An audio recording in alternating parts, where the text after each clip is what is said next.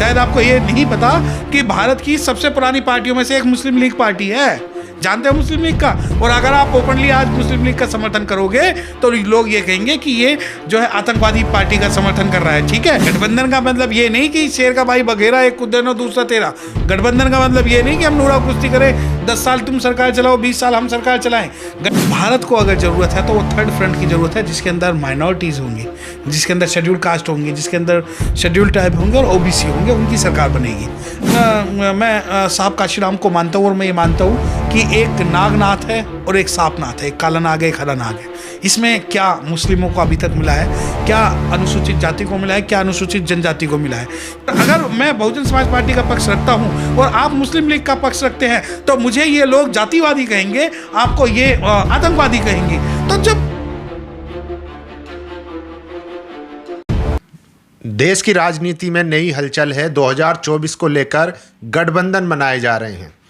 एक तरफ जहां बीजेपी कहती है कि मोदी अकेला लड़ते हैं, उनके गठबंधन में 38 पार्टियां शामिल हैं। वहीं दूसरी तरफ कांग्रेस जो ओपोजिशन है वहां पर 26 पार्टियां शामिल हुई हैं, लेकिन उसमें भी नाम उसका चेंज कर दिया गया है, इंडिया नाम रखा गया है, लेकिन उसमें भी कमियां हैं। उस पर भी बात करेंगे। हमारे साथ डॉक्टर सत्यप्रकाश एडवोकेट हैं जो सुप्रीम कोर्ट के लॉयर हैं और बड़ी बेबाकी से बोलते हैं, और इनसे समझेंगे कि आखिर जो नया गठबंधन बना है क्या वो मोदी को टक्कर दे पाएगा। क्या लगता है सर, 26 पार्टियां एक जगह आई हैं? देखिए, ना इधर की बात कर ना उधर की बात कर, ये बता कारवा लूटा कैसे।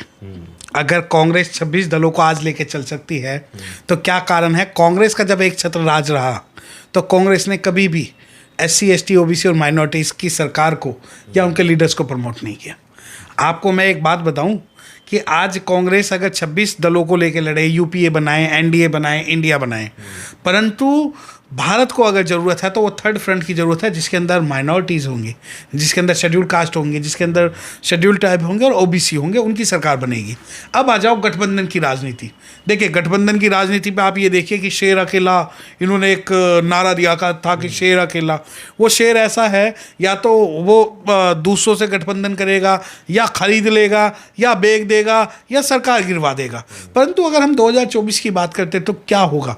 देखिए, मैं इस बारे में बिल्कुल आश्वस्त हूं कि थर्ड फ्रंट बनेगा और थर्ड फ्रंट बहुत अच्छी तरीके से इलेक्शन लड़ेगा। और थर्ड फ्रंट का मतलब है कि इस बार का जो हक और हुकूक की बात होगी उसमें मुस्लिमों की रहनुमाई की भी बात भी होनी चाहिए। परंतु मैं साहब काशीराम को मानता हूँ और मैं ये मानता हूँ कि एक नागनाथ है और एक सांपनाथ है, एक काला नाग है, एक हरा नाग है। इसमें क्या मुस्लिमों को अभी तक मिला है, क्या अनुसूचित जाति को मिला है, क्या अनुसूचित जनजाति को मिला है?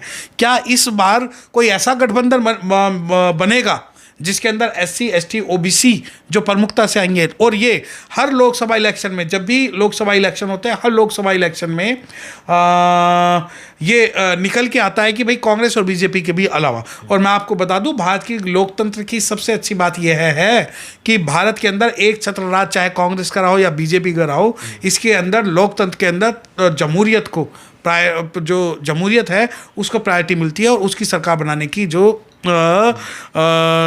जज्बा है वो हर लोकसभा। SC ST OBC और माइनॉरिटी के सवाल पर भी आएंगे, क्योंकि अपोजिशन ने इंडिया नाम रखा है अपने अलायंस का, लेकिन उसमें कोई भागीदारी नहीं दिखती है एज ए पॉलिटिकल पार्टी।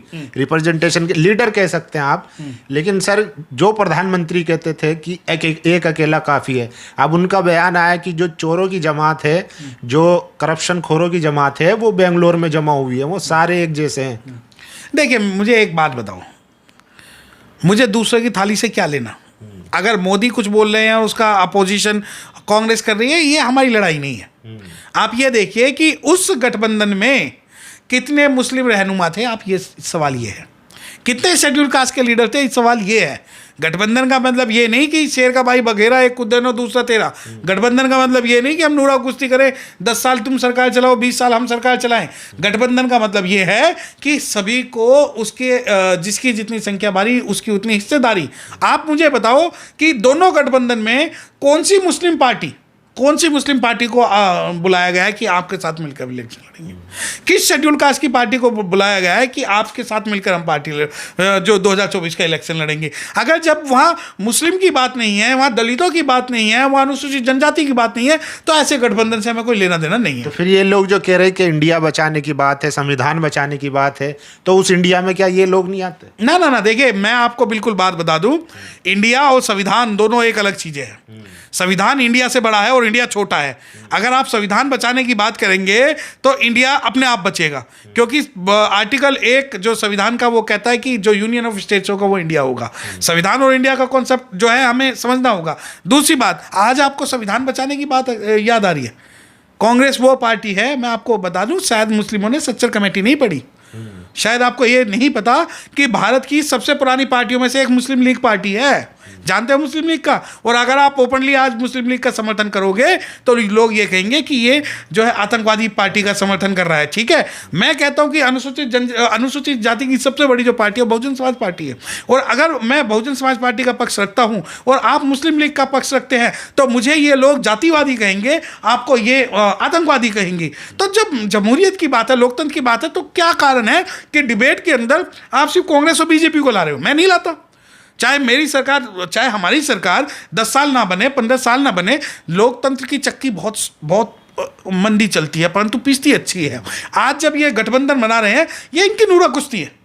लेकिन चलिए, वो तो अपोजिशन की बात हुई, लेकिन प्रधानमंत्री तो जो SC है, OBC है, माइनॉरिटी है, सबको लेके चल रहे हैं। वो पसमानदा की बात करते हैं आज, और पासवान जी है, तमाम पार्टियां हैं, जितिन राम मांझी हैं जो SC समाज का वो करते हैं। देखिए, आपको शायद ये बात ना पता हो कि पसमानदा मुसलमान की जो बात है मुस्लिमों में भेद करने के लिए पैदा की गई है। क्या कुरान में, क्या इस्लाम में, क्या फिरका परस्ती है, क्या इस्लाम में जातिवाद है? परंतु उस स्टेटमेंट के बाद आज जो मुस्लिम कम्युनिटी है वो भी अपर वर्ग और लोअर वर्ग में बटेगी। ये सिर्फ इस वजह से कि किसी भी प्रकार से मुस्लिमों के बीच में दो फाड़ हो जाएं। जैसे कि आज जो धर्म है, हिंदू धर्म, वो ब्राह्मण, क्षत्रिय, वैश्य और शूद्र 4 भागों में बटा हुआ है। शूद्रों को अपना अधिकार कभी नहीं मिला। आप जब सरकार बनाने की बात होती है तो क्या कारण है? एक मुस्लिम जो 1947 के समय 33% नौकरियों में था, आज 2% भी नहीं है। क्या कारण है? क्या इस बारे में, क्या लोकतंत्र की ये परिभाषा नहीं है? और जब आप ये नोटंकी करते हो कि इंडिया बचाना है, इंडिया बचाना है, तो मुझे एक बात बताओ, नासिर और जुनैद के मारने पर किसने भारत बंद किया था? किया था किसी ने? और जब खेलांजी हुआ, बथानी टोला हुआ, फूलपुर बातें हुआ, हाथरस हुआ,